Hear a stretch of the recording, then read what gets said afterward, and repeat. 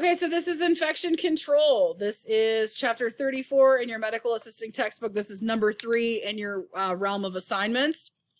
All right, so the first thing we're going to do is we're going to talk about what infection control is. Infection control is an ongoing aspect of working in healthcare. It's something that you have to do all the time. So those of you that watched the video for Wednesday's assignment saw that infection control isn't just cleaning. It's not just washing your hands. It's sterilization. It's disinfection. It's making sure that equipment is prepped and ready to go and clean for the next patient. There's a lot of responsibility when you work in healthcare, and being clean is one of them. And then you throw a global pandemic on top of it, and it gets even more important that you clean, right? So those of you that answered the questions for Wednesday's question about, I couldn't think for a second, about why is it, like, it's important that we clean, yes, but why is it more important that the cleaning be done even more so during the global pandemic?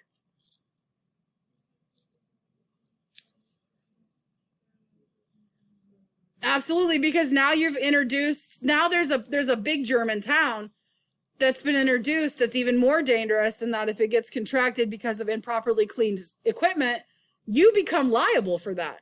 As a medical assistant, you are responsible for making sure that things get cleaned, right? And if you can't do your job, then people get sick. And if somebody catches COVID because you didn't clean things properly, then that's your fault, right? That's terrible. I don't want that kind of pressure on me, right? Like, you need to make sure you're doing your job all the time. So asepsis. Asepsis is the state of being free from pathogenic microorganisms, okay? Asepsis is the process of being, or is the state of being free from pathogenic microorganisms. That's important to know, because there are different terms that mean different things but sound similar in this chapter, okay? So I'm going to teach you a little bit of med term really quick. Asepsis is spelled A-S-E, hold on, I got to write it out, A-S-E-P-S-I-S. This is a medical term, okay? How it's broken apart is as such. A, sep, is. That's how you would break this word apart. A means without, okay? So A equals without. Sepsis is a type of infection.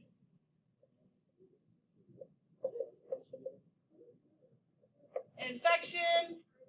And then is a noun ending that changes the form of the word, because the word doesn't make sense when you say asep, like aseps, aseps. That doesn't make sense. You have to add the noun ending to make the word make sense. Does that make sense? Okay, good. So that's just a little snapshot into the world of medical terminology. It gets crazy, but we'll be all right. Okay. So asepsis is what? The state of being free from pathogenic microorganisms. You need to know that. So something on your assignment sheet for chapter 34 is you're going to be copying table 34-1 for the communicable diseases, right? Communicable diseases and the means of transmission, their incubation time, their symptoms, and their treatment. A communicable disease means that it's transferred from one to another. Can anybody give me an example of a communicable disease from their research thus far? Smallpox. AIDS. The common cold, right? Those are all examples of a communicable disease. All right, so microorganisms cause disease. They are called pathogens. Another med term little piece of information that you'll find valuable someday, I hope. Path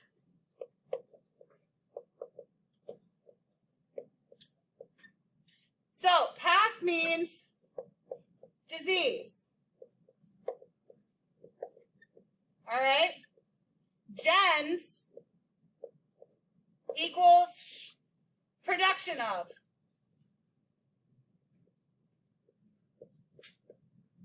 Do you see why MedTerm plays such a critical role in healthcare and how we communicate?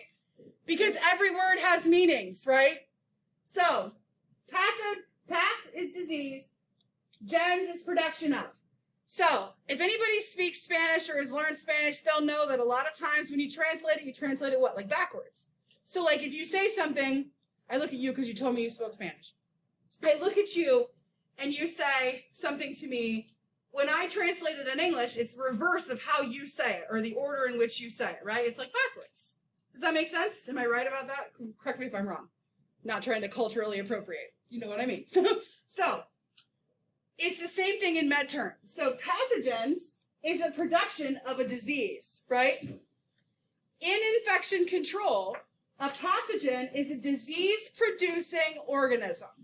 Something that produces diseases inside of the body. Does that make sense? Okay, cool. So, what's a pathogen? Production of disease. It's something that comes inside of your body and produces a disease. So, we watched Osmosis Jones yesterday, right? Those of you that were here. What was the pathogen that got into Frank's body? When he ate it on the egg, what was that pathogen's name? Thrax, absolutely. Thrax was the pathogen that almost killed Frank, right? Pathogens are disease-producing microorganisms that get into the body and cause diseases, okay? Is everybody with me so far? Okay. Excuse me. Some microorganisms are helpful and necessary to normal flora. Have you heard the term normal flora? If you've had any kind of health ed class where you learned about reproductive health in any regard, normal flora should have been brought up because your body is covered in it.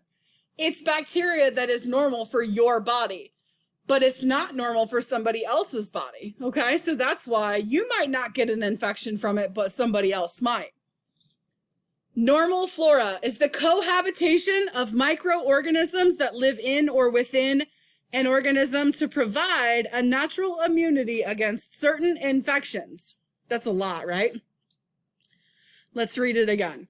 Normal flora is the cohabitation of microorganisms. So let's break that down. What does cohabitation mean? They live together, right? Do you all have siblings? Do you all live in the same houses of your siblings? You're cohabitating, okay? So it's the living together of microorganisms, the marrying of microorganisms, so to speak, that live in or within an organism to provide a natural immunity against certain infections. Does everybody understand that sentence? Because I don't want to move forward until you do, because this is really important. Okay. So normal flora, cohabitation of microorganisms that live in or within an organism to provide natural immunity against certain infections. So if you have the bacteria already in your body, then there's no reason for antihistamines or receptors to alert to the product or the organism. Therefore, you don't get sick, right? Requirements of all living organisms. This is importante. Requirements to sustain life and facilitate growth and development of all living organisms. We need a few things. Those few things are oxygen. Say oxygen. pH. What's pH? No, speak. It's fine. Speak. It's acidity. It's the amount of acidic combination in your body. Temperature. Say temperature. Nutrients. What are nutrients? Sure. Vitamins, minerals, things that are good for your body. Water. Why do we need water? You got to stay hydrated, right? Your cells use water. Your body uses water.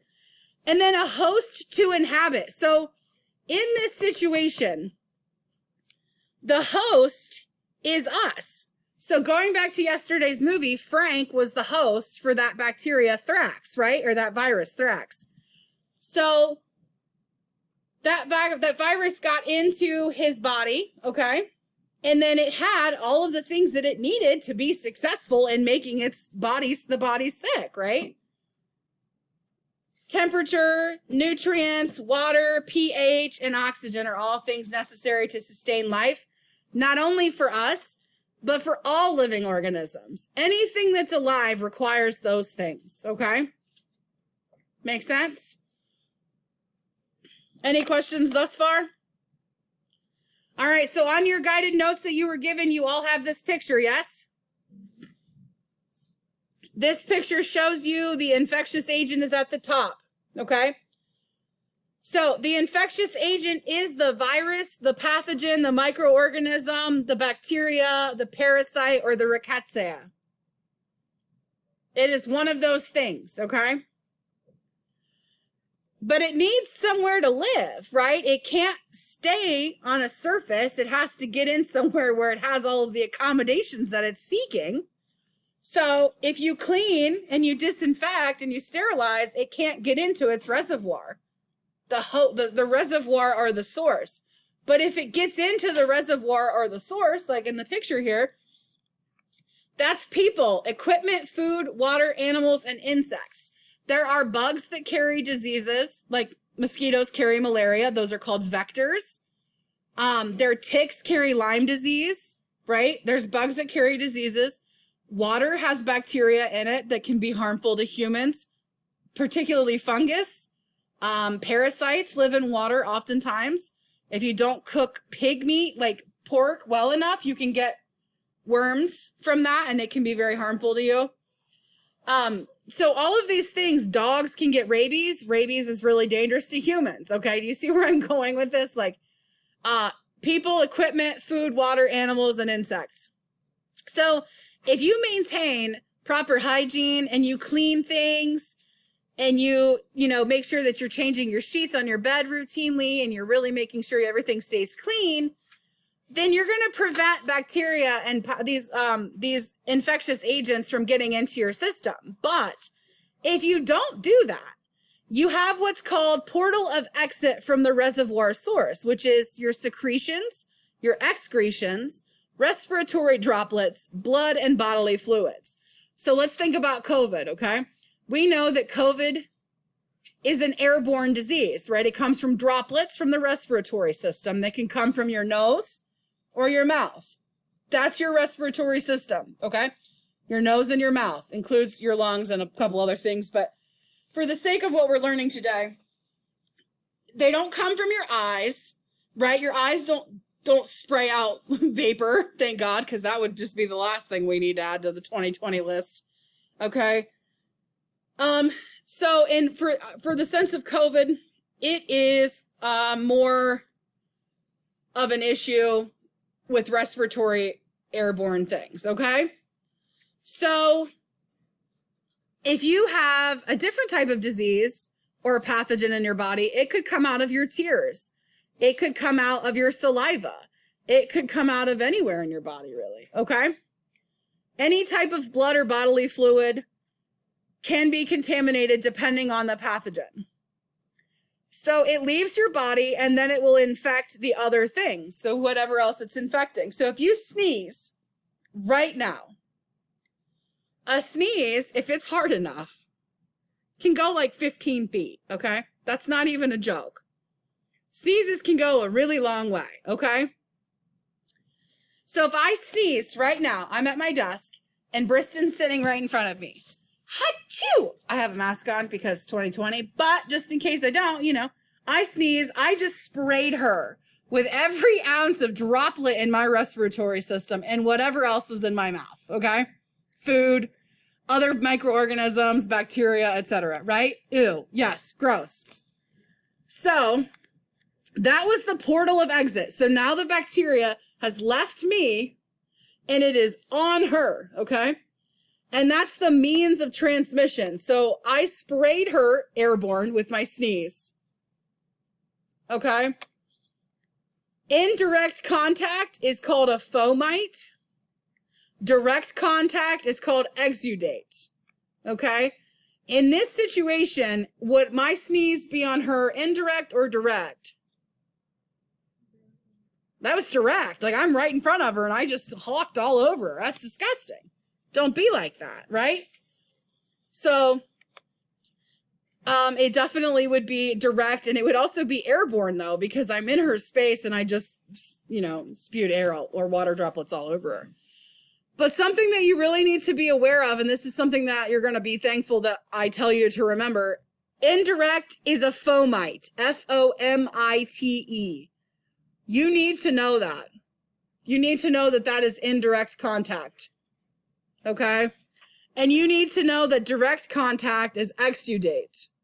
Those are important terms that you need to be familiar with the meanings of. Okay? So that's the means of transmission. I just sneezed all over Briston. Poor Briston. I'm so sorry. You'll never want to sit in front of me again. All right, so we have our means of transmission. Now we're going to talk about the host, the entry into said host.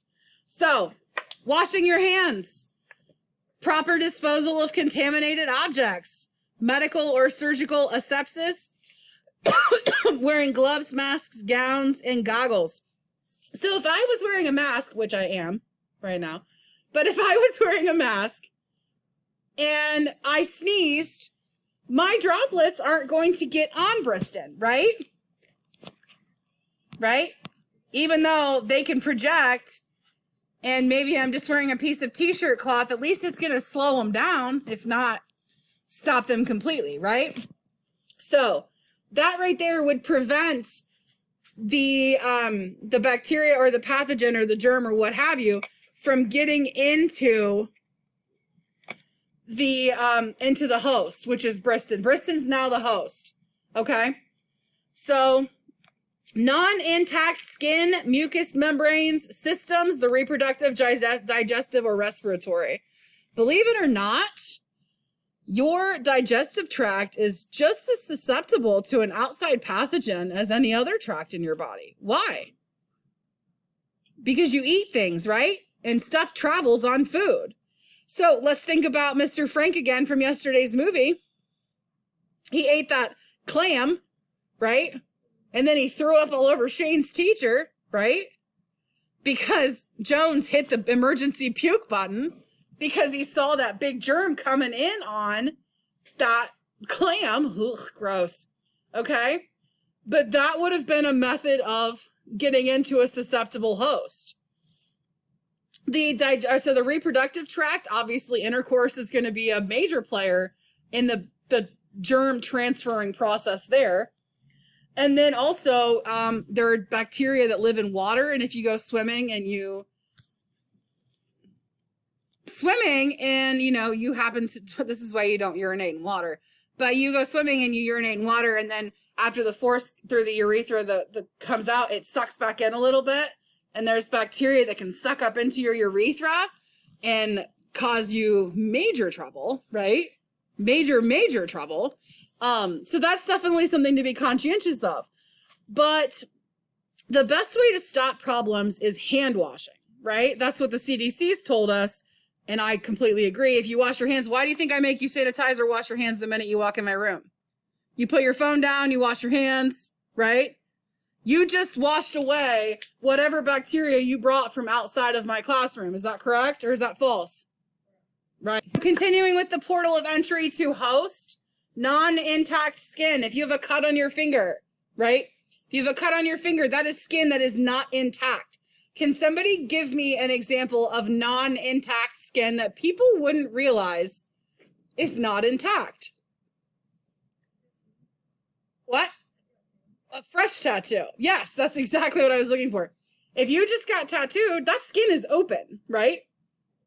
Did you know that? Like, it's actually open skin. That is an open wound, right? So then if you come into contact with something and it gets into that, that's why they tell you not to swim with a new tattoo, because you're getting into water that has bacteria in it and you have an open wound. Open tattoo or a fresh tattoo is absolutely a portal of entry for a host, okay?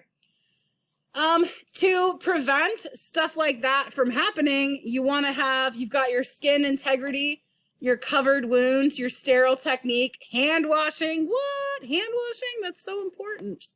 PPE, which stands for personal protective equipment, and then proper disposal of needles or sharps. Now, I hope you've figured this out by now, but just in case, these are your main points, and these are your main chain.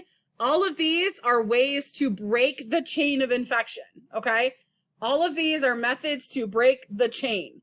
Now, 9 out of 10 times, you need to have all of them, but if you only wash your hands, but you wash your hands all the time, you're already putting a break in that chain, okay, of infection. Does that make sense?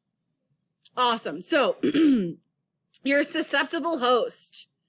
This is the elderly, because they're usually immunocompromised because they're older. They have diseases already that have caused immunocompromising situations. The frail, people that are malnourished, okay? Immunosuppressed, somebody that has an immune system that has been suppressed as a result of a disease or a process in their body. Chronic disease, somebody that has a chronic disease condition, or trauma. If you're somebody that has experienced a lot of physical trauma, that can lower your immune system, make you more susceptible to being a good host for an infection, okay? So how do we help our susceptible host? Stress reduction. Did you know that your stress level affects your immune system? The more stressed you get, right? The more stressed you get, the lower your immune system goes, and the more likely you are to get sick. Think back in a time in your life, right? When you were like so stressed out. Look at mono. How many of you have heard of mono or have had mono? I mean, hey, there's no shame in it. It is what it is. Okay. You've had mono because it's like nucleasis or nucleosis or nucleosis. I can never say the whole word. Sorry. But this is a virus that you get when your immune system is lowered because you're stressed out, right? You're at school, you're working all the time. You got a lot going on. And then you get it, and then it kind of stays dormant after a while. Like, you get through it, it stays dormant. And then 6 months later, it's time for prom. You have a bunch of exams, you're really busy, you have a lot going on, COVID hits, life's stressful, and then you get sick again with mono again. It's not a different infection, it's just kind of hung out in there. It's resurfaced, okay? So, the really interesting thing about these types of processes is that your stress level absolutely affects them. Proper nutrition. You need to eat properly, okay? Immunizations. If you can get an immunization for something, you know, it's said to be that you should get that immunization because that's preparing your immune system to fight off that virus if it ever makes it into your body. Exercise. I'm not a huge fan, but people like it. I'm just not one of them. My knee hurts too bad to even think about exercising, but moving on. So the more you exercise, the increased blood flow you get, the more fresh blood is being delivered to the body, the more oxygen saturation you're getting, the more healthy you become, the stronger your immune system gets, et cetera, okay? So intact immune system.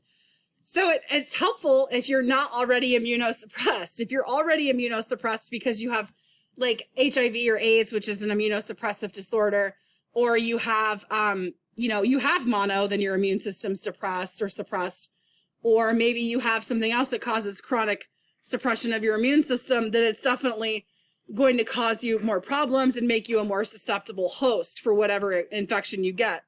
And then, so healthy lifestyle is kind of like the gist of it. Don't do drugs. You don't need to drink alcohol. It does not help clean out your insides. That is not true. Don't smoke. Don't vape.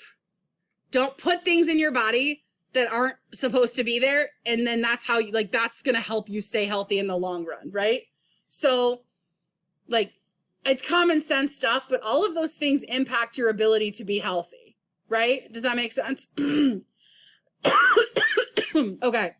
And then you go back to number 1, the infectious agent. So the 6 pieces that you need to remember are infectious agent, reservoir or source, portal of exit from reservoir, means of transmission, portal of entry to host, susceptible host. If you get through all of these pieces and you get into somebody and they're not a susceptible host, their body will fight off that invader and it'll be fine. Right? Make sense? Okay, so here are your infectious agents. These are things that can infect you and make you sick, right? Bacteria, viruses, fungi, parasites, and rickettsia. I can never say this. Rickettsia. Rickettsia? That's how, let's just say it that way. Yeah, rickettsia. That'll work. So, these are the little boogers that can make you, very sick. I actually did not mean to go that way. Oops. We are having a moment here. All right, here we go. Sorry about that. All right, so you need to know this. This is really important. Okay. There are types of parasites. How many of you have heard of like ringworm? How many of you have heard of hookworm? Pinworm? What are pinworms? Pinworms are little worms that live in your like colorectal area, and they like the dark and the moisture and the heat from that area. And at nighttime, they escape out of your rectum to get oxygen, and then they pop back down in. And then, so that's how you catch them, like to see if your child has them. You flash a flashlight at night on their rectum, and then you'll see the little, I'm getting some faces right now. Yeah. Those are pinworms, but they're very easily treatable. Not a big deal, but that's just a fun fact that I'd like to share with my students. Okay, this is the end of part 1 lecture for chapter 34. See you tomorrow.